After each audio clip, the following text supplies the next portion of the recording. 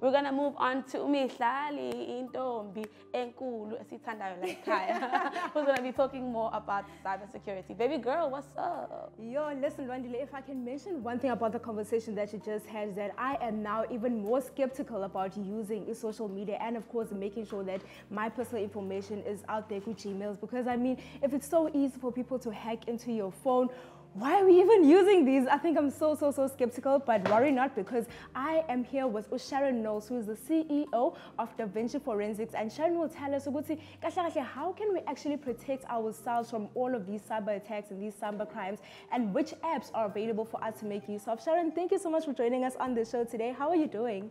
Well, thank you for the invitation and for allowing me to be here. So now, just to get the conversation started, from the conversation that Ryan, Mr. Craig had, it's very evident, it's very clear that personal information can be stolen by people that are performing cyber crimes very easily. Are there any apps that are available on the market to ensure that our personal information is safe? Well, when you talk about an app, there's not an app that you can not a real app that you can actually go down to the store and that's going to, protect all your information. My advice would be to get a paid antivirus on your mobile device, especially on Android devices, because when you have a paid version of the antivirus, it allows you to set your security settings. So you can put settings on like a VPN, which is a virtual private network, that allows you to connect without exposing all your information. It allows you to interact more securely than normal. So I would say the first thing to do is to get a paid version of an antivirus. Now, a lot of people might be very skeptical about that in itself, because do you think personally that it's logical for people to trust on an app or a website to help them protect their personal information from other apps, per se? Well, the world is changing.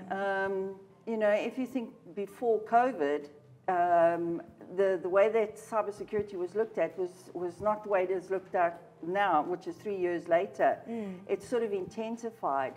Today, we're all responsible for our own information, and we're responsible for the information that we share, even with our business, even if we're a small entrepreneur, we're responsible for our own business. So you have to look for something that's going to protect you. And that's where having an antivirus is a start. It's not sort of the be-all and end-all, but it is a good start to protecting your information. Now, I don't know how many times I've logged onto the internet, and I see pop-ups, but you've won an iPhone 14, you claim your prize right now, click on the wheel to claim your prize. Tell us more about who do you think are most likely to become the victims of cyber crimes? Well, it's also changed a little bit in the last couple of years, but cybercrime doesn't have a particular victim. It doesn't say, okay, well, I'm going to go for this particular age group. It's across all the age groups. But lately, well, not lately, in the last year or so, it's more the elderly. It's students that are now going online to study, since COVID, that they're not aware of the dangers that surround them and the things to look out for. Pop-ups are your enemy. Especially when you want an iPhone 14. That's the enemy. Please don't click on those. And they pop up so many times while you're busy browsing through, like pop up, you've got an iPhone 14, claim your prize right now. And you get so many people commenting under that section telling that, I got my iPhone today, make sure that you pop up and you do that thing as well. So ladies and gentlemen, you heard it for yourselves, good to stay away from pop-ups. Now, Sharon, you are the CEO of Vinci Forensics. Tell us more about the work that you do under your organization on a daily basis. So we do cybercrime. Well, not actually cybercrime. We do cybersecurity rather, not the crime. We also do digital forensics.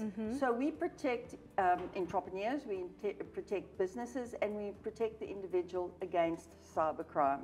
So a lot of the work that we do is people that come to us that perhaps their business has been breached, where a hacker has had access to their business data. Sometimes it's an individual where their social media profile has been taken over. And as Craig said, there is the potential that you lose all your followers because your settings are not secure enough. And that's the first thing to do. When the show's over, go and make sure your security settings are in place. Use multi-factor authentication.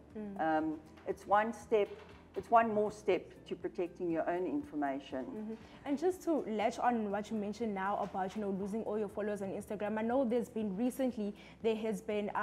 inboxes that you get where someone would say that I want to help you secure your account, make sure that you send me your Gmail account, send me your passwords and all of those things.